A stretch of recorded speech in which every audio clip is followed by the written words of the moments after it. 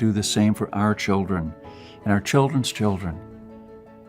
But now, my friends, we are sitting on the edge of oblivion. Our fathers and our grandfathers will probably be the last generation to practice basic things like building a root cellar or making pemmican. Our ancestors laid the bricks and built the world's strongest foundation that we are about to irreversibly forget. And we're going to pay the ultimate price for this.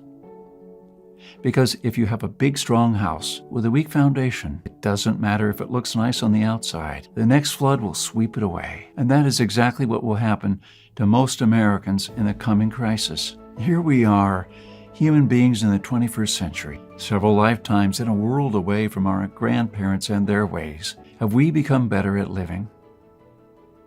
I think not. I watch as we become ever more expectant that the world owes us a living. Consumerism has reached epic proportions, and people feel aggrieved if they don't own the latest gadget. The truth is, we have never been more disconnected from life, from the world, from the soil, from the trees, and from our own souls.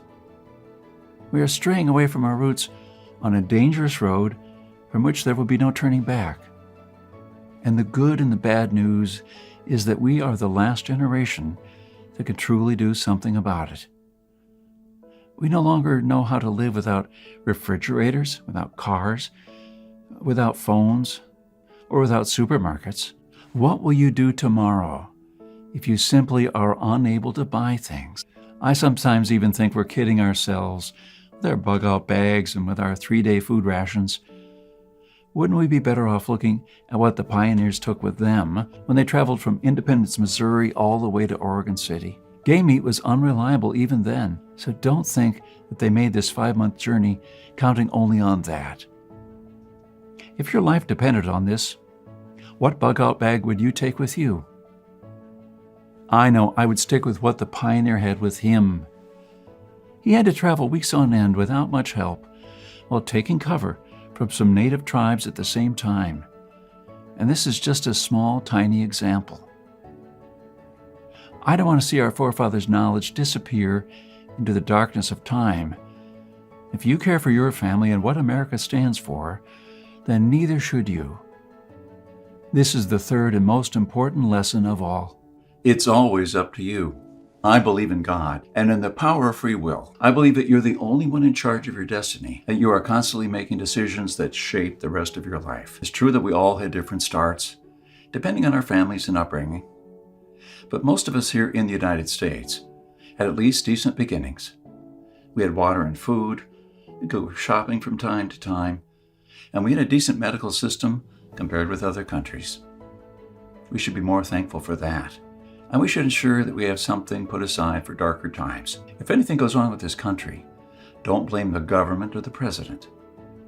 They don't truly care about you or your family. You'll be the only one in charge of your fate. I don't know if you noticed, but nothing just falls from the sky. God helps you, but He doesn't just lay it on your table. You have to work hard and do things yourself.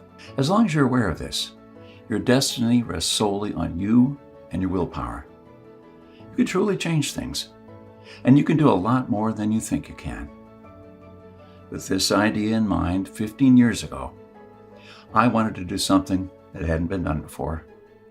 Something that not only would help me survive a crisis without investing a fortune in stockpiles, but something that I could do around my house on a daily basis, using only methods that were tested and proven by our forefathers for centuries. I wanted to unearth and learn the forgotten ways of our great-grandparents.